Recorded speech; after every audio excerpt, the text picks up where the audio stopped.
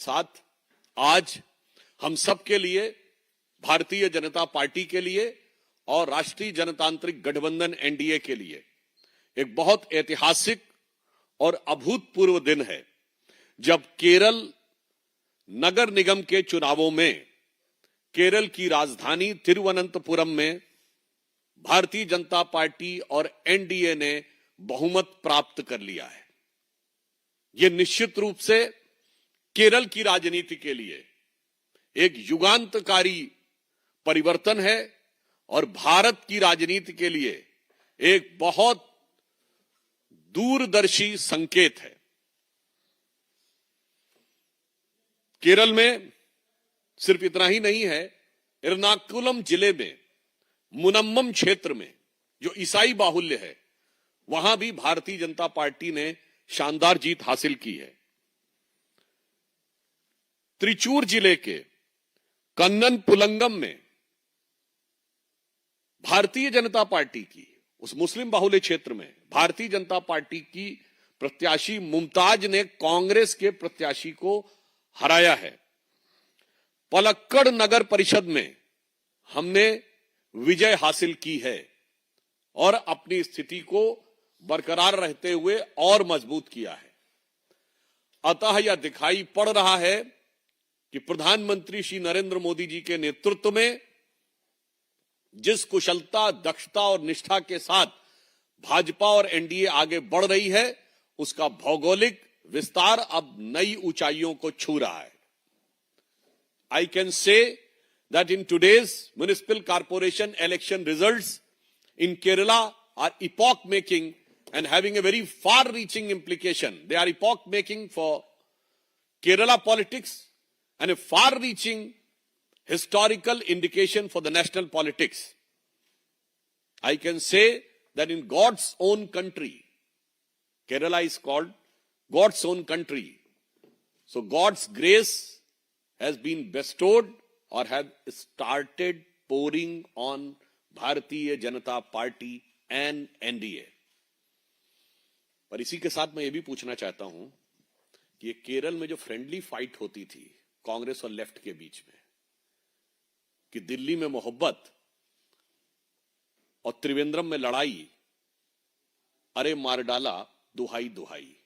Now the people have become wise enough to understand that they are not going to be hoodwinked by your politics in which you are joining hands in Delhi and giving a so-called friendly fight at Tiruvananthapuram. और दूसरा मैं ये भी पूछना चाहता हूं, वहां के तमाम क्षेत्र जहां पर भारतीय जनता पार्टी नहीं जीती है अथवा हमारी कोई प्रभावी उपस्थिति नहीं है, जहां एलडीएफ और यूडीएफ के बीच में लड़ाई हुई है, वहां मैं कांग्रेस पार्टी से पूछना चाहता हूं, आपका वोट किसने चोरी किया है?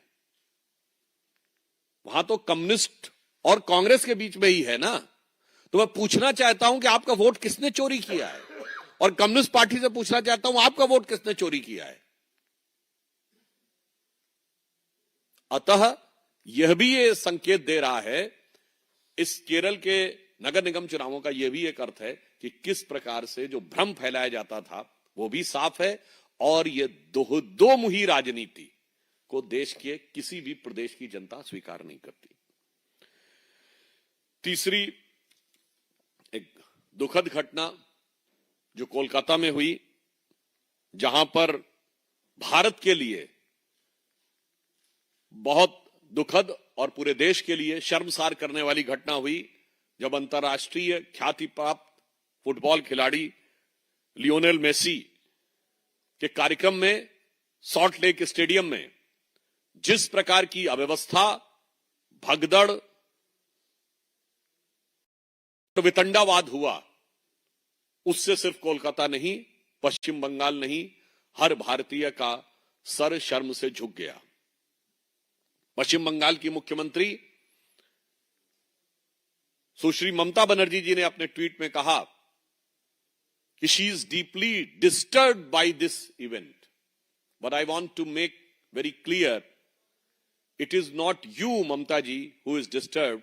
It is the West Bengal which has got deeply and devastatedly destroyed under your rule.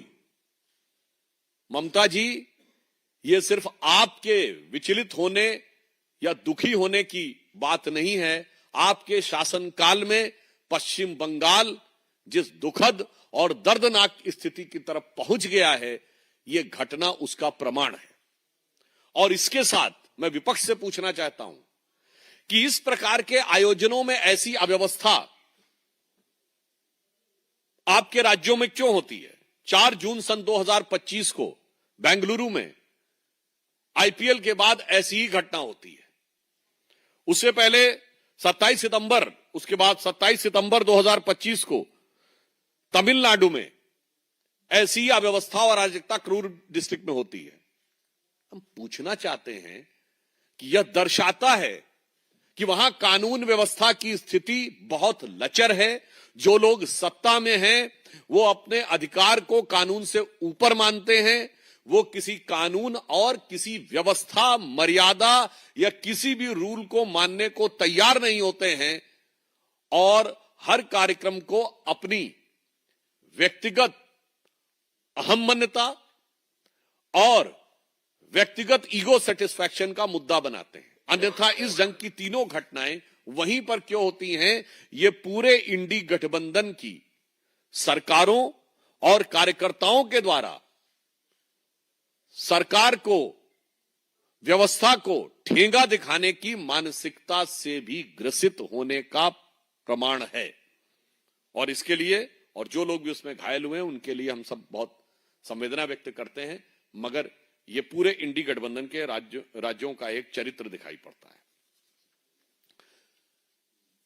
इसके अतिरिक्त एक बहुत गंभीर और बहुत गहन विषय है, तमिलनाडु की सरकार के द्वारा जो कुछ किया जा रहा है। थिरुपरान कुंदरम मंदिर में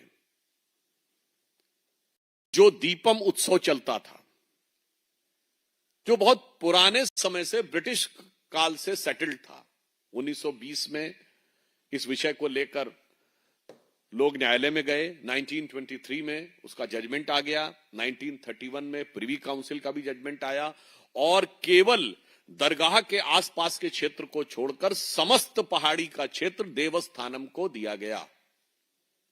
in this matter the judicial record is very clear. In 1920 the litigation started during British time.